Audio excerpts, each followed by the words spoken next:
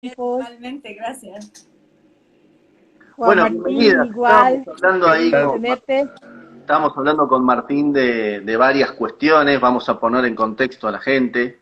Guillermo Lasso ha asumido hace muy poquito como presidente de Ecuador y viene de heredar las presidencias de Lenín Moreno y de Rafael Correa.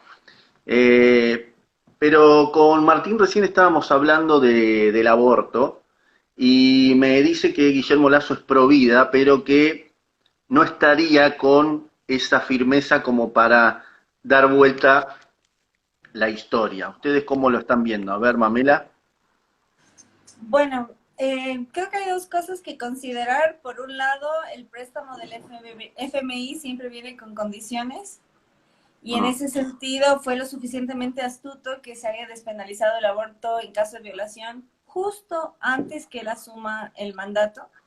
Fue lo último que sucedió por parte de la Corte Constitucional y creo que es un tema que hay que hablar a nivel regional de cómo las Cortes Constitucionales están asumiendo poderes que no les corresponden y creo que en ese sentido Lazo fue más que tibio porque anunció que era republicano y demócrata cuando la decisión de la Corte pasó por encima de la institucionalidad republicana y no fue nada democrática porque pasó por encima de la opinión popular y pasó por encima también del Parlamento, o sea, del poder parlamentario, porque nuestra asamblea, que vendría a ser el Congreso, lo desaprobó.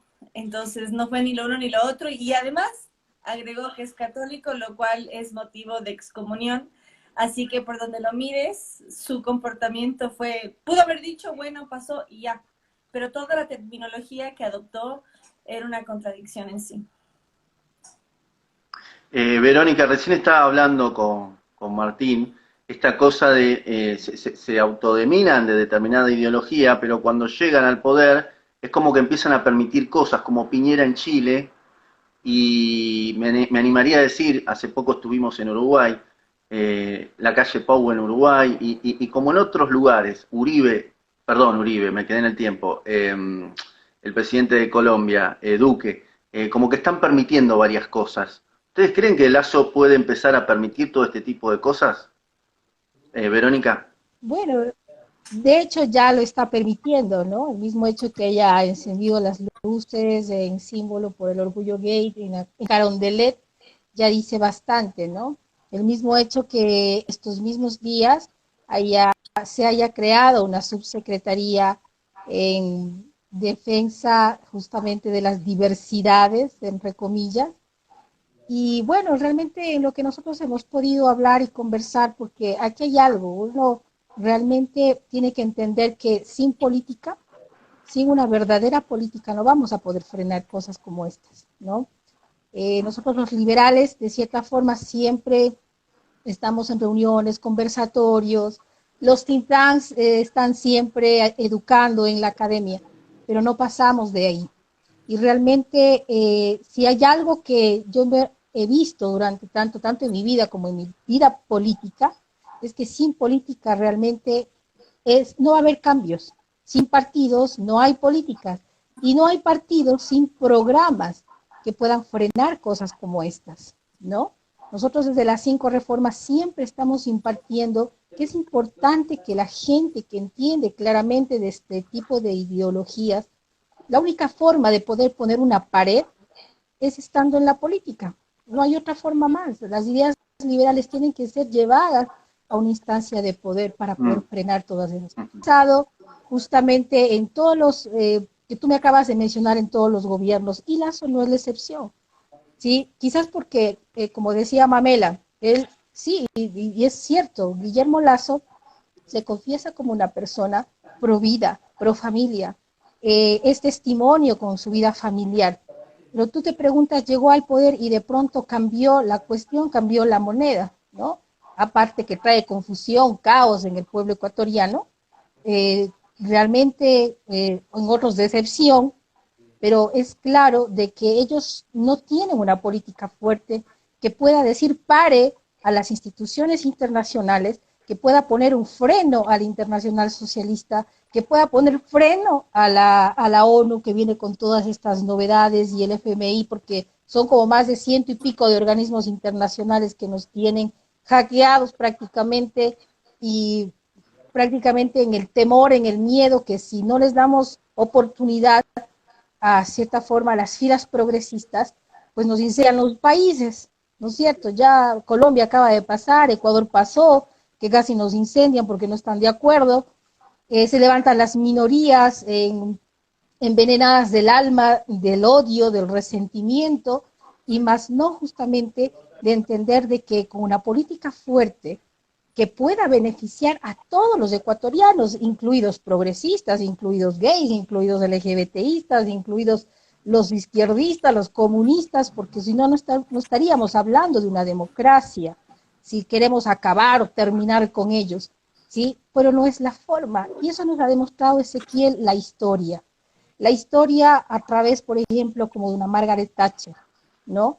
Esa salida de aquellos países europeos del comunismo hacia la libertad, hubo un proceso muy marcado que nosotros deberíamos aprender cómo se hace, ¿no? Países como Polonia, países como hoy en día los leones africanos que lo están viviendo, ¿sí? Que en 10 años tú te pones a pensar de ellos haber salido de la violencia brutal que ellos tenían, era porque justamente no tenían política. Y totalmente lo contrario, creemos que la política nos lleva a la violencia. Claro, porque en nuestros países, ¿qué entendemos por política? Política es lo que estamos haciendo tú y yo, queriendo buscar ahora aquí con cada uno de ustedes políticas públicas o por lo menos un camino que pueda llevarnos a la paz, a los libres comercios, a la prosperidad, que nos pueda llevar a la defensa de la vida, de la sin tener que matarnos, como lo acabamos de presenciar violencia contra el presidente de Haití, ¿no? Eso es lo que nos trae la ausencia de una política sana, fuerte. Entonces no creo que la social excepción, lastimosamente. Tienen miedo, Bueno, esa es la verdad, tienen miedo a esto. va para los tres, pero vamos en el orden de Martín, Mamela y Vero, así quedó ordenado, ¿no? Por orden de llegada, ¿no? A ver, ¿cómo vivieron ustedes, y mejor dicho, cuáles son los datos fehacientes de los gobiernos de Correa y de Lenín Moreno? ¿Y cuál es la diferencia entre ambos, Martín? A ver, Correa vivimos violencia y persecución sistemática, el periodismo no se salvó, o sea, también incluso atacaron a comunidades indígenas que tanto se jactaban de ayudar a las minorías, e incluso cerró la CONAIE, la Confederación de Naciones Indígenas, ¿no? Fue reabierta por Lenín Moreno, o igual un presidente bastante tibio, pero que sí nos dejó un poco respirar en cuanto a libertades, pero al igual no cambió el modelo económico, incluso aumentaron impuestos como las empresas internacionales como Netflix, Rappi, Uber Eats. Entonces, y también, digamos, la decadencia de la seguridad en Quito. Quito es mucho más inseguro de lo que era antes, que creo que 4 o 5 años antes yo salía tranquilamente de mi casa a jugar con mis amigos, y hace un año un amigo salió de una farmacia y lo apuñalaron. En Quito un apuñalamiento nunca se oía, sobre todo en barrios tranquilos.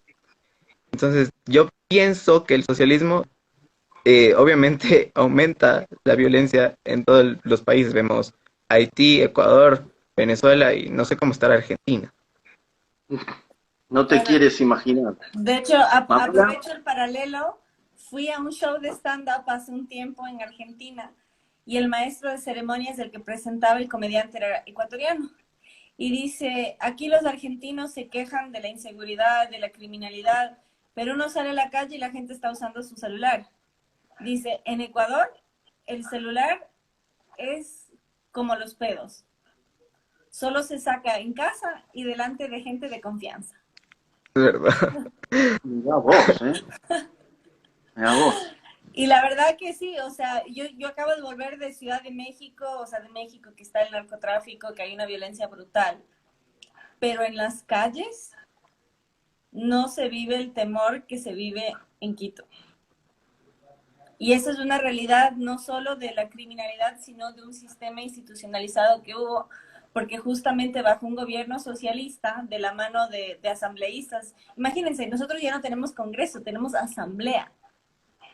O sea, rompieron el Estado de Derecho, rompieron la República, nos destruyeron el parlamentario, reescribieron la Constitución, y es una fórmula que se repite en todas las naciones. Entonces, reescribieron el Código Penal de tal manera que los delitos menores ya no se penalizaban. Entonces, si te robaban en la calle, no era perseguido el delincuente si el monto era menor a un sueldo mínimo. Entonces proliferaron los ladrones. Y eso no es solo este tema que los argentinos entenderán como doctrina Zaffaroni, que es justamente un juez garantista, que lo que hace es que los derechos humanos no apliquen para los humanos derechos, sino para los criminales. En Ecuador, además, lo que hizo fue normalizar el crimen. Entonces, si tú normalizas el delito a pequeña escala, la normalizas también a gran escala. Entonces, en ese sentido, sí, como dice Martín, con Lenín Moreno hubo libertad de expresión, hubo libertad de prensa, ya no hubo esa polarización que vivíamos, porque Correa nos polarizó no solo socialmente y económicamente, sino incluso racialmente, étnicamente. Eran los indios fracasados y los oligarcas ojiclaros. O sea, si tenías los ojos claros, pertenecías a una casta distinta, y eso te volvía vulnerable a todo tipo de ataques. Entonces, generó esa división social brutal, y eso ya no pasó con Moreno. Sin embargo, no fue un líder fuerte frente a la insurgencia de las brisas bolivarianas. No obstante, gracias a la mediación de la Iglesia Católica, hubo un cese a la violencia que no ha cesado todavía en Chile y Colombia. Entonces, dentro de todo, nosotros tuvimos una versión más light, pero realmente las secuelas se ven. Pero yo veo con esperanza el hecho que haya triunfado una opción por fuera del socialismo, aunque lamento que sea de la mano del progresismo. Claro, me gustaría agregar algo. Lo que dice Mamela con respecto a esto, nosotros tuvimos de presidente a Macri y aparecía como una opción al kirchnerismo, vendría a ser como a Lenín Moreno o a Correa en Ecuador. Y bueno, Macri no cambió la base, la matriz, no cambió el fondo de la cuestión, no dio la batalla cultural, y bueno, el kirchnerismo ha vuelto. Entonces, es como una alerta, ¿no? Como una alarma sonando para todos los países del mundo, que contra esto no hay que ser tibio, porque es como que Correa vuelva a Ecuador, o Lenín Moreno vuelva a Ecuador, Dios no lo quiera. Pero me sentí identificado con lo que dijo Mamela recién, ¿no? Los cambios que no se hacen a tiempo y pueden resultar fatídicos. Verónica, bueno, lo mismo, ¿cómo viviste estos años de, si se puede decir, socialismo del siglo XXI con Lenín Moreno y con Correa? Bueno, de la misma forma, porque los dos gobiernos nos trajo pobreza, miseria, falta de empleo. Si alguien me cree, bueno, dicho, no me crean a mí, crean a los números, a las estadísticas, cómo terminó el gobierno de Moreno, ¿no? Ante lo que Rafael Correa hizo por 14 años.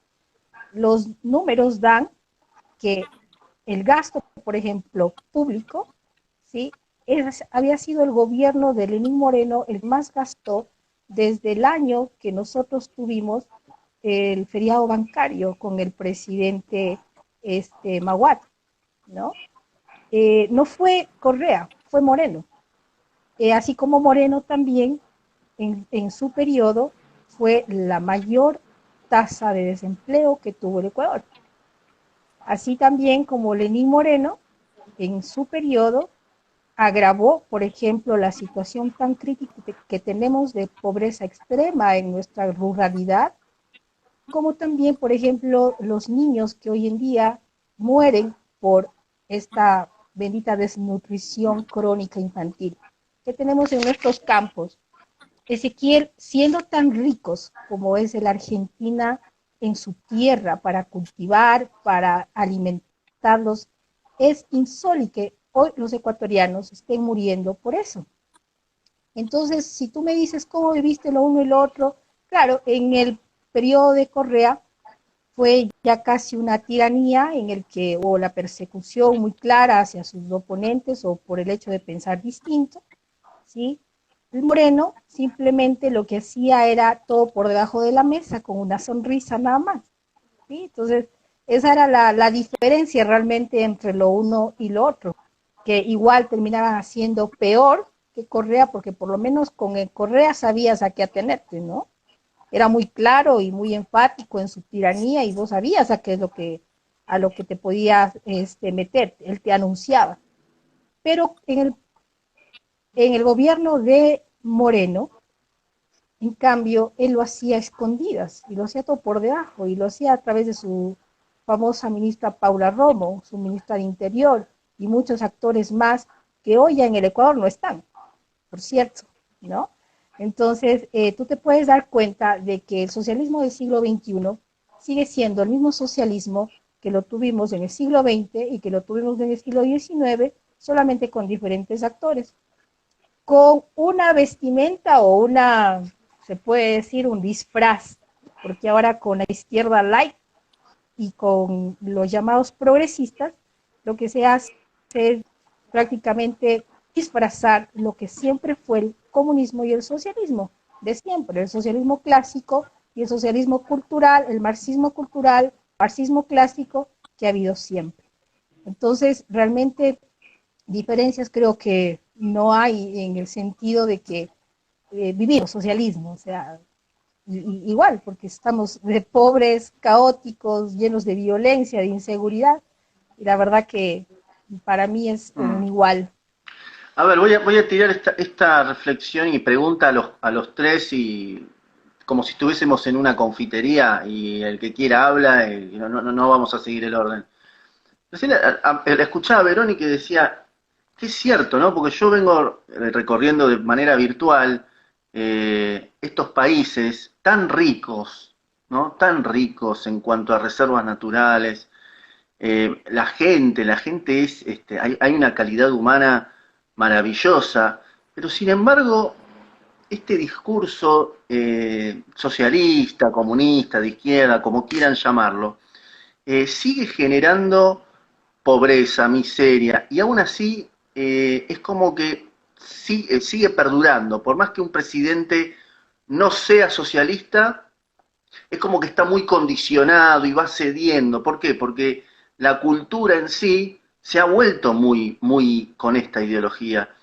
¿Por qué creen ustedes que pasa esto? Que una ideología dando tan malos resultados continúa en el inconsciente colectivo. Bueno, yo creo que... Yo tengo la respuesta, profe. Yo. No quiero, Verónica, no quiero una Pero dale respuesta nomás, pero progre. yo sí tengo la Pero no quiero una respuesta a respuesta eso, progre, profe. por Dios, yo estoy cansado de estar al lado de izquierda.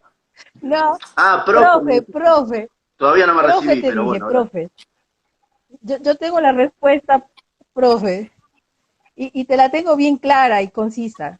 Mira, vivimos como vivimos porque simplemente continuamos habitando en medio de un mamotreto gigante de leyes malas, leyes perversas, leyes que nos impiden caminar. Mucha gente te dice, no, Ecuador, en estos días tuve obviamente clases con unas 60 personas que están conformando un movimiento político y me llamaron para poderles instruir un poco sobre política. Yo les decía, a ver, ¿ustedes quieren que les diga la verdad o que les mienta? ¿Qué quieren? ¿Cierto? Vamos a recibir un poco de verdad. Y el Ecuador va a cambiar cuando nosotros podamos derogar tanta ley mala que existe en el Ecuador. Cuando nuestros asambleístas entiendan que ya basta de crear más leyes, porque mientras más leyes somos más corruptos, por más buenas y lindas intenciones que tengan, siempre van a terminar coartando la libertad de los ciudadanos. Esa es la respuesta. Realmente, créeme, Ezequiel, que cada año, cada gobierno, cada instancia, yo compruebo, tanto en los gobiernos locales, que supuestamente son autónomos y que tienen toda la desfachatez de hacer ordenanzas maquiavélicas contra los ciudadanos, estatistas hasta más no poder, en donde nos hacen la vida a los ciudadanos infelices, porque tú no puedes caminar. Hoy en día el Ecuador acaba, aquí en Cuenca nada más, en mi ciudad, en una semana acaban de emitirse 1.600 pasaportes. Todos están inmigrando. Tenemos una nueva ola de migración hacia Estados Unidos, porque no existe oportunidades, ¿correcto? Entonces, no, el cambio de gobierno no tiene nada que ver, porque el socialismo está metido en nuestro diario vivir a través de tantas leyes, leyes malas, que vuelvo a repetir, leyes que lo único que han hecho hasta el día de hoy, ¿sí?, es justamente quitarnos y empobrecernos y quitarnos las oportunidades de poder levantarnos como ciudadanos para nuevas vidas. Esa es mi respuesta, mi querida Ezequiel. Te doy la palabra, Gracias. Mamela. No, aprovechando lo que mencionabas, hoy justo fui a hacer un trámite para cambiar el chip de mi celular y resulta que con mi identificación no bastaba. Necesitaba dos. Necesitaba 2 documentos para acreditar mi identidad, pese a tener un plan y todo.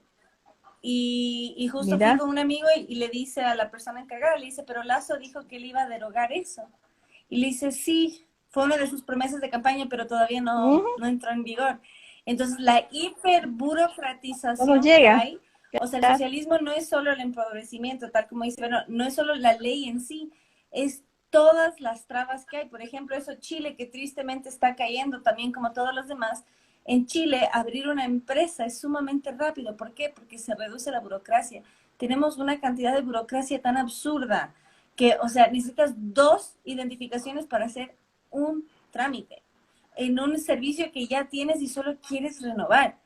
Pero es que hay que entender que la burocracia no es solo el entorpecimiento de un proceso, sino todo el viaje psicológico que incluye, que es esa necesidad de obstaculizar, esa necesidad de autorizar, esa necesidad de que el César te dé permiso. Entonces, yo sí suelo ser optimista y yo veo con buenos ojos el hecho de que haya ganado Lazo. ¿Por qué? Porque su contraparte, Andrés Arauz, que era el candidato de Correa, el candidato socialista, el candidato del Grupo de Puebla, que no pudo votar por él mismo porque tenía domicilio en México, él ofrecía $1,000 a 1 millón de familias. Después de un año de paralización económica por causa del coronavirus, era muy tentador. Y sin embargo perdió. ¿Por qué? Porque la gente no quería dádivas, la gente quería empleo. Y fue muy romántico y esperanzador que estén los botecitos, los pescadores alrededor del Lazo. ¿Por qué? Porque es la gente que trabaja. Entonces yo sí en ese sentido veo esperanza en cuanto que la gente no quería dádiva, sino trabajo.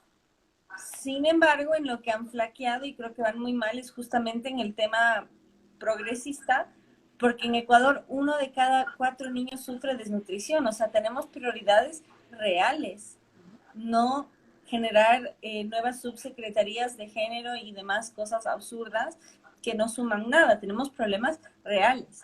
Entonces, es una mezcla de emociones, por un lado esperanza y por otro lado frustración, porque la verdad no fueron elegidos para eso, pero es entendible que después de tantos años de autoritarismo, ahora se habla del Ecuador del encuentro, que es justamente reconocer otras voces, y las voces que más están reconociendo justamente son las progres.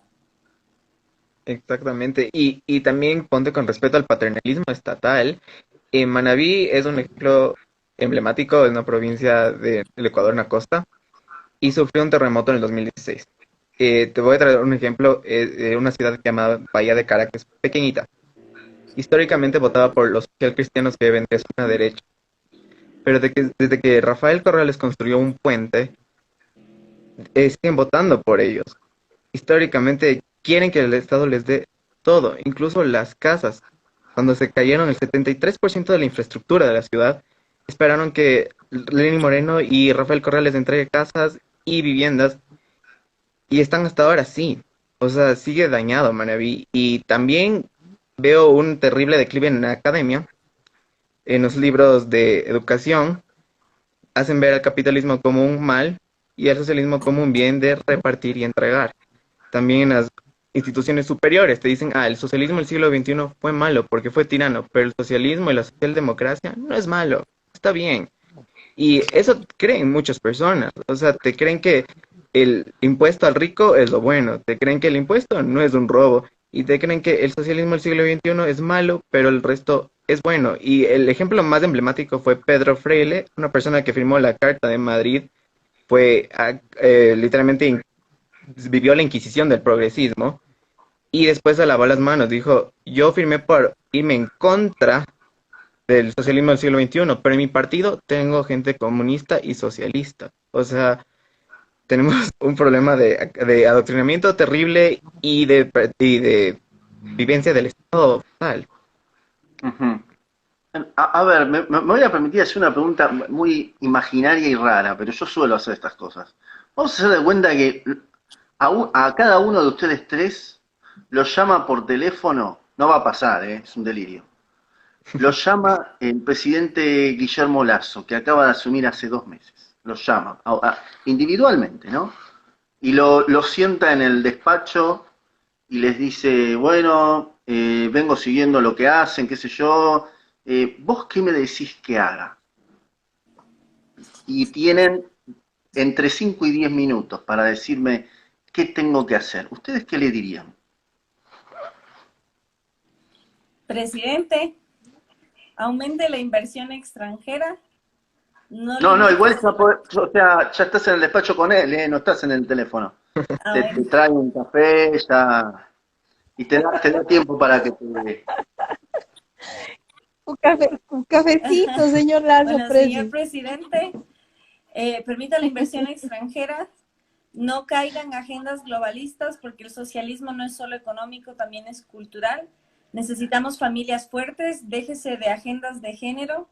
Lo que más necesitamos es justamente la figura, la presencia paterna y no estos divisionismos, no estas fragmentaciones. Me parece perfecto luchar contra la discriminación, que las personas no sean perseguidas por su orientación o preferencia sexual, que justamente tengan la misma capacidad de emprender, y para eso no hay que ser dependiente del Estado, sino justamente independiente.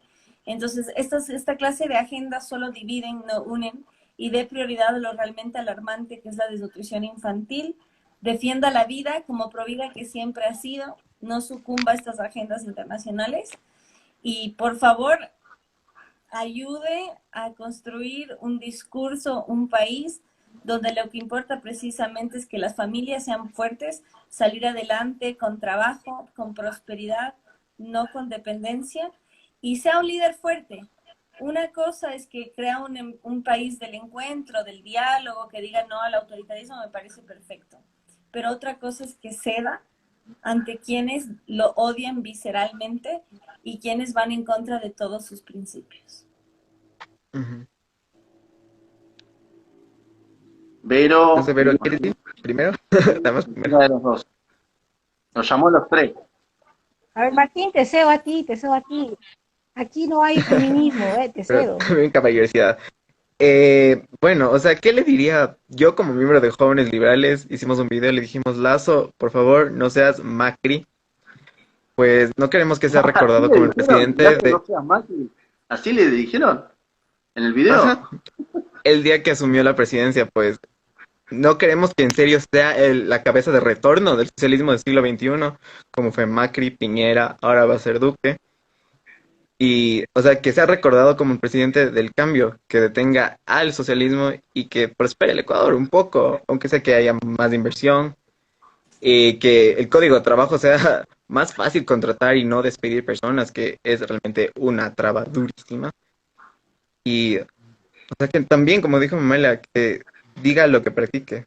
Es un señor pro vida de familia del Opus Dei, o sea, no puede ceder a intereses globalistas de matar niños por nacer o lavarse las manos. Ujú. Pero, Es-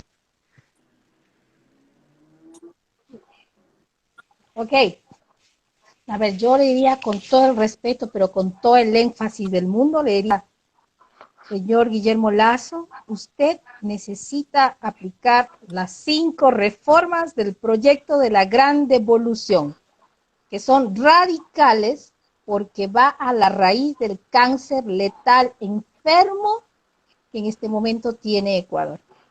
porque la raíz de todos nuestros males no son las curitas chiquitas que usted está queriendo poner en el Ecuador, al estilo consenso de Washington neoliberal de los años 90, que no nos sirvieron para nada. Mucho menos gradualismo aplicado por un país vecino, en Argentina, que lo gastó su economía al no tomar medidas de shock como la que se debe tomar en el Ecuador. Usted debe entender que al hacer estas reformas, usted está limitando el poder de los gobiernos, que es justamente lo que necesitamos ahora en el Ecuador. Liberar mercados, desregular, privatizar hacia el pueblo ecuatoriano, no hacia las élites, no hacia sus mercantilistas amigos, sino realmente hacia el pueblo, porque la verdadera privatización se da así, privatizar hacia la ciudadanía. Así que, señor Guillermo Lasso, créame que la gran devolución del poder hacia los ecuatorianos usted lo puede hacer si usted aplicara las 5 reformas: reforma política, reforma económica, reforma educativa, reforma de salud y reforma pensiones y jubilaciones. 5 reformas que el Foro Latinoamericano Liberal ya lo ha estudiado, lo ha escrito, lo ha esparcido por toda Latinoamérica, y sin embargo son sordos, no nos quieren escuchar, no nos quieren parar bolas. Señor Guillermo Lasso, usted tiene la opción de poder cambiar al Ecuador aplicando el proyecto de la gran devolución. Hágalo, por favor, porque si no se va a quemar, como todo presidente que ha pasado por esa silla en Carondelet. Eso le dijera. Uh-huh. Me gustaría, no me gustaría dejar de hablar de lo que está viviendo América Latina. ¿Creen ustedes que los únicos más o menos rescatables son Bolsonaro y alguno que otro más? ¿Creen que la situación está realmente complicada en la región? O sea, sí, digamos, tantas agendas internacionales fuertes como vendría a ser la ONU, que mancha el nombre de Bolsonaro como una persona nazi, fascista o genocida. Eh, Incluso también tenemos grupos delictivos internacionales como viene a ser el Grupo de Puebla. eh, También el retorno del Sendero Luminoso en Perú, las guerrillas en Colombia. Es muy difícil, yo creo que, no sé, irse a la derecha como... Pero yo también pienso que la tibieza de Lazo puede permitir que resurja un movimiento de derecha como Vox, pues, o que suba también otro progresista como vendría a ser Javier Herbas en Ecuador en los siguientes 4 años, que vendría a ser un problema grave de progresismo extremo. Entonces, yo no soy muy optimista, pero esperemos que, bueno, la batalla se dé a nivel juvenil, por algo también estoy en Jóvenes Liberales para cambiar la mente juvenil y dar una batalla desde el frente joven. Y también esperemos que haya un cambio institucional en el gobierno de Lazo, ¿no? Que reduzca la burocracia y bueno, o haga un buen trabajo vacunando para que se garantice otros 4 años de él y estemos un poco tranquilos de librarnos de un socialismo. Uh-huh. Chicas. Adelante, a ver.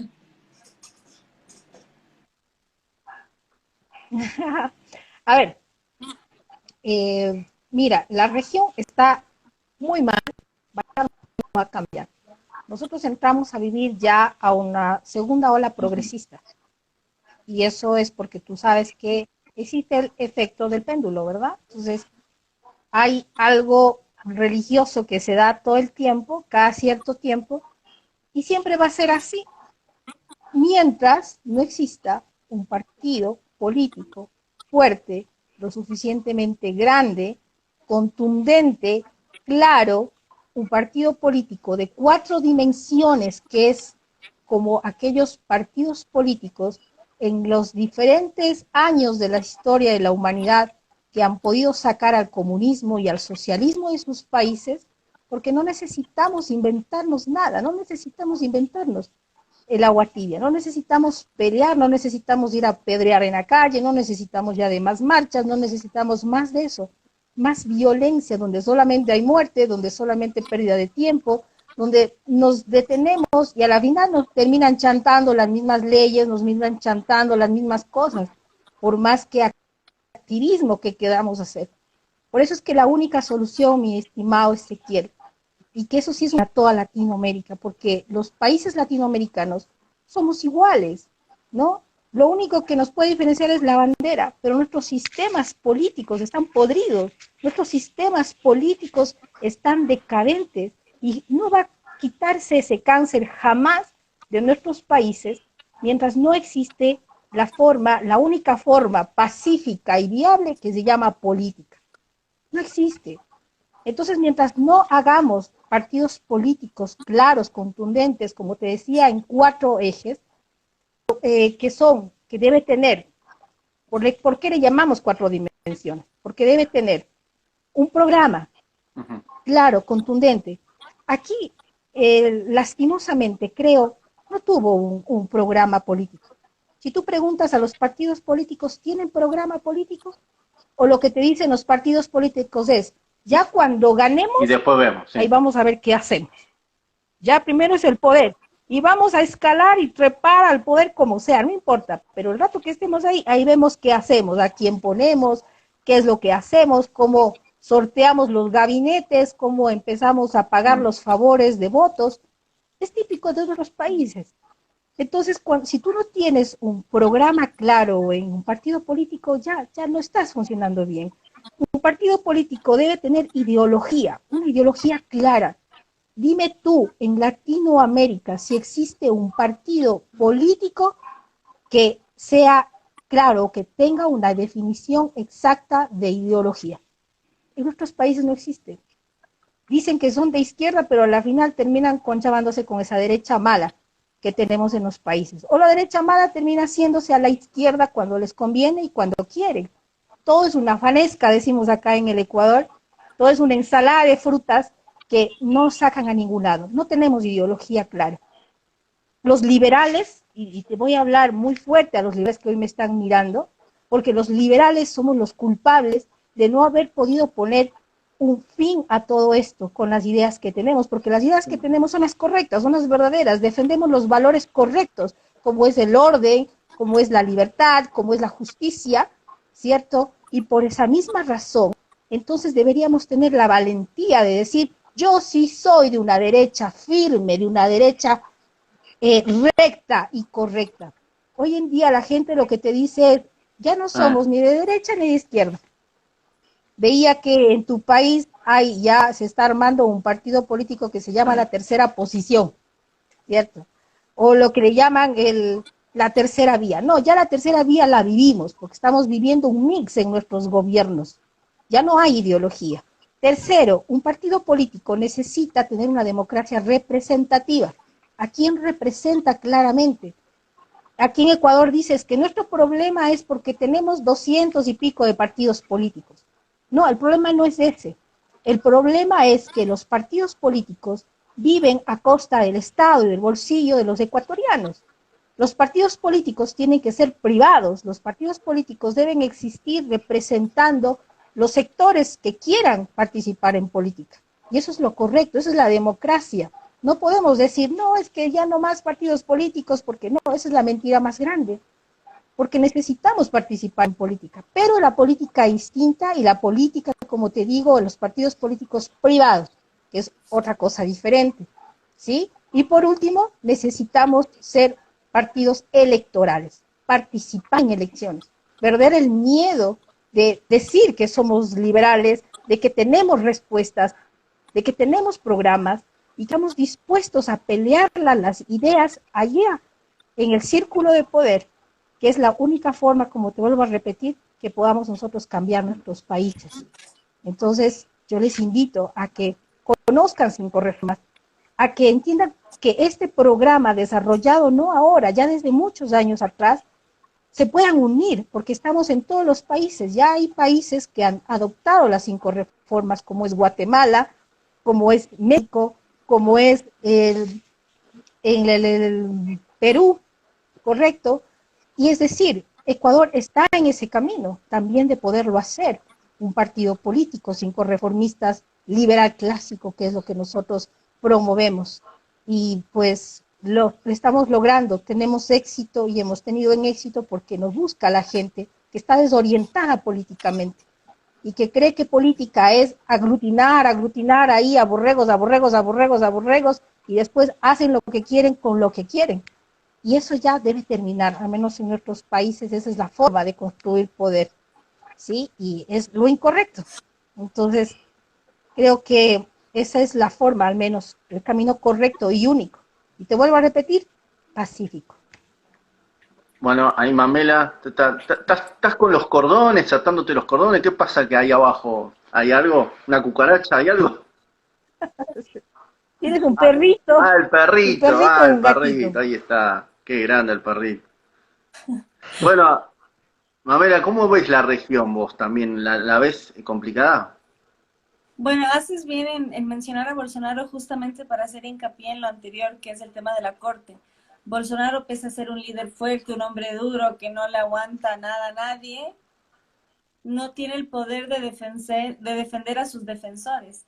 Vimos con personajes como Sarah Winter, el periodista Osvaldo Eustaquio, el periodista Alan Dos Santos, que terminó exiliado, Eustaquio, que acabo de mencionar, terminó preso y parapléjico, ahora está en silla de ruedas, logró recuperar algo de movilidad, fue apresado y lesionado por defender a su presidente. Entonces vemos cómo ni siquiera teniendo en tu poder el ejecutivo, ni siquiera teniendo las mayores instituciones del legislativo, tienes el verdadero poder, porque hemos permitido que las cortes tengan un poder que no les corresponde. Y así, en Ecuador, la Corte Constitucional legitimó el matrimonio igualitario, así la Corte Constitucional en el Ecuador legitimó la despenalización del aborto en caso de violación, el cual faculta que no sea necesario denunciar al violador, el cual faculta que el médico no puede interrogar a la mujer. Entonces, y a su vez pasa por encima del Código de la Niñez, que reconoce a la persona como sujeto protegido desde la concepción. Entonces yo creo que realmente el tema de las cortes hay que verlo en profundidad en toda la región, porque las cortes están teniendo más poder que el propio presidente, más poder que la estructura de leyes, más poder que los parlamentos. Entonces en ese sentido, Guatemala la vivió con la CICIG, que era justamente una corte internacional que intervenía en su país, pero que lograron expulsarla. En cambio, los demás lo tenemos con las cortes de nuestros propios países, y las únicas dos jueces mujeres que votaron en contra de esto, y destaco que sean mujeres porque nos pintan que el aborto es una causa de mujeres y no, es una causa de feministas que están en guerra con su feminidad. Y justamente las dos jueces mujeres dijeron que su trabajo como jueces constitucionales es proteger la Constitución, no pasar por encima de ella. Entonces quiero dejar esa reflexión para nuestros compatriotas y también para las personas de la región, de fiscalizar y realmente enfrentar a estas cortes, en el caso de Brasil la Corte Suprema, en el caso de Ecuador la Corte Constitucional, que son instancias que pasan por encima de la ley, que pasan por encima de quien sea. Entonces realmente hay que ver cuáles son las limitaciones del Ejecutivo ante esto.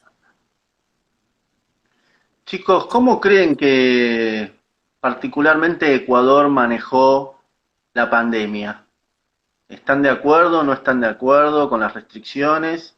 ¿Creen que hubo un exceso y eso posibilitó mayor desempleo, mayor pobreza?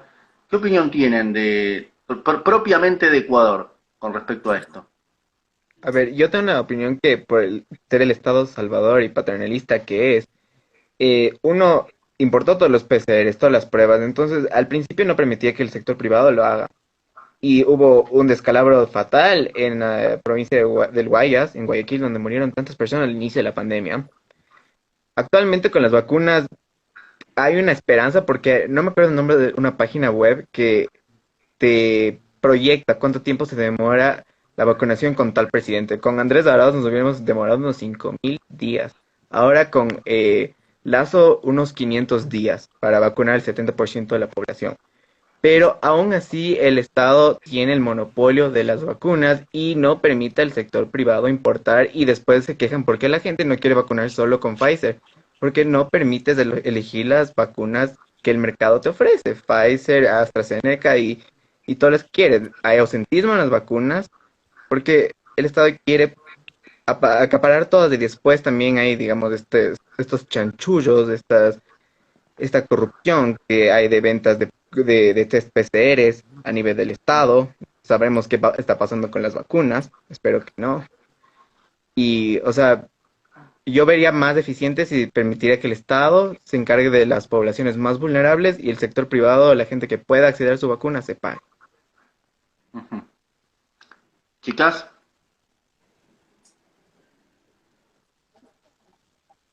A ver, mira, a mí me ocurrió algo, pues, de pronto no tú lo sé. conocías, Ezequiel, que yo viví desde el inicio de la pandemia en Argentina.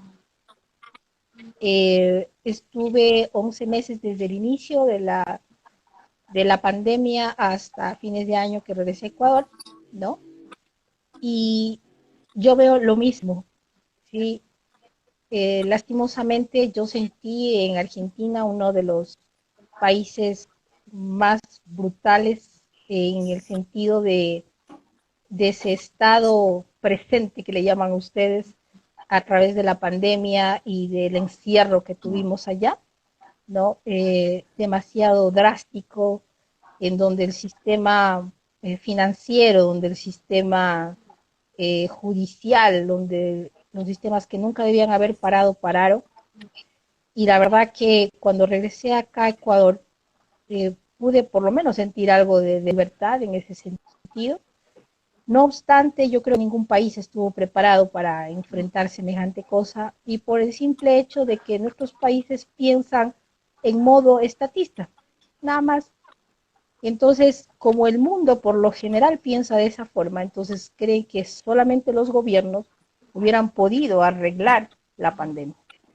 Esto está obviamente dentro de los índices en los países que mejores reaccionaron hacia la pandemia, son aquellos que no hubo tanta prohibición. Y aquí en el Ecuador llegamos a tener 4 estados sitio, ¿no? Continuos en menos de un año, correcto, de donde tú dices, y eso ya que nos ayudó, nada más que a destrozar la economía, nada más que a destrozarnos a los ecuatorianos. Fíjate tú, ya ayer Inglaterra declaró, obviamente, que tenemos que acostumbrarnos a vivir al COVID. Ya no es el uso obligatorio de mascarillas, ya no va a haber más encierros, es decir, bueno, ahora sí, acostúmbrese a vivir con esto, pues el que muere, muere, el que vive, vive, pero la cuestión es que ya hasta aquí nomás entendimos que estamos viviendo una pandemia y que por más restricciones que tengamos estatistas contra los ciudadanos, no nos va a servir. Entonces, Ecuador no fue la excepción, el hecho de que no podía hacer nada, porque claro, un sistema que ya venía colapsado de salud, ¿qué puede hacer? Una prueba más para entender que la salud hay que privatizarla. Luego de eso, ¿qué es lo que vivimos? El mismo hecho de que nadie podía negociar una vacuna, y esto viene, tú sabes, de cordones internacionales desde arriba, donde nos obligaban a todos los ciudadanos a depender de un presidente y depender de las negociaciones de un presidente, cualquiera que fuera, no importa, pero era el único que podía negociar vacunas, nadie más. Aquí en el Ecuador se disponía, y no es que había falta de dinero, dinero lo había. De hecho, los industriales, empresarios, ellos estaban dispuestos a apoyar y traer y comprar las vacunas, como lo están dispuestos hasta ahora, y de hecho ahora también apoyan al nuevo gobierno para que a través de ellos las instituciones privadas puedan facilitar con más rapidez la vacunación, ¿no? No obstante, fíjate tú, o sea, mientras está metido el Estado, pandemia, lo que fuera, lo que nos pasa hacia el mundo, está la prueba de que ese es el cansaciones, la intervención de los estados hacia los ciudadanos y hacia la vida de los ciudadanos. Créeme que si tuviésemos nosotros una salud nuestra, privada, y que no dependiésemos de los estados en salud pública, la famosa salud pública, todas estas cosas quizás hubieran sido más suaves si estuviéramos pasando una pandemia inmundo, como lo pasó hace muchos años atrás y que ya los conocemos. Entonces, Ecuador no fue la excepción, pero vuelve y juega, ¿sí? Está ahí, ¿por qué? Porque está metido el estatismo, porque pensamos en modo estatista. Y todo el que sube al poder se pone en modo estatista, ¿cierto? Y así pues, jamás vamos a salir de esto. Mame. Bueno, yo estoy agradecida que en comparación de Argentina tenemos más libertad, que no nos cierran los aeropuertos, no es un dato menor. No nos han pedido carnet de vacunación y espero que así se mantenga. No obstante, creo que sí deberían tener la libertad de elegir vacunarse los que quieran vacunarse, pero se ha visto que no hay tanta predisposición como querían, y entre otras cosas, como bien señalan mis queridos contertulios, precisamente porque no tienen la libertad de elegir. Salió el anuncio que Pfizer y Moderna causan inflamación en el corazón en personas menores a 30 años. Entonces la gente ya no quiere la Pfizer. Y en su momento salió que AstraZeneca causaba trombos. Entonces, cuando salen ese tipo de noticias, la gente va a querer otra opción. Al final se compraron un montón de vacunas chinas y así. Entonces, yo creo que en todo caso está bien tener la posibilidad de hacerlo si uno quiere hacerlo. Creo que también uno debe conservar la libertad de no hacerlo si no quiere hacerlo, asumir las consecuencias de igual manera. Creo que también hubo un estado de alarma y de propaganda bastante fuerte. Yo publiqué notas al respecto en el Pan Am Post, precisamente cómo hubo un troll center manejado desde México que sembró la alarma respecto a lo que estaba pasando en Guayaquil. Entonces hay que entender que también fue muy político, sobre todo al principio. Creo que fueron desmedidos los controles que no nos permitían salir los fines de semana, como que el virus discrimina de acuerdo a horarios. Yo creo que en ese sentido hay que también considerar que están jugando con nuestra inteligencia, están jugando con nuestra lógica, están jugando con nuestra predisposición a ser sometidos. Entonces yo creo que una cosa es la prudencia, otra cosa es la sumisión. Entonces, en ese sentido, no estoy de acuerdo con esas medidas, y a la vez estoy agradecida por otras, pero por ahora espero que al menos nos respeten la libertad de quienes no queremos vacunarnos y que siga la oportunidad para quienes sí quieren. Bueno, chicos, a ver la última para irnos con una sonrisa. Si les preguntan los lugares más lindos para Ecuador, para visitar y para pasarla bien, bueno, para pasarla bien, para descansar o para ir en familia, ¿qué les recomiendan al resto del mundo? O sea, para mí el centro histórico de Quito es un must.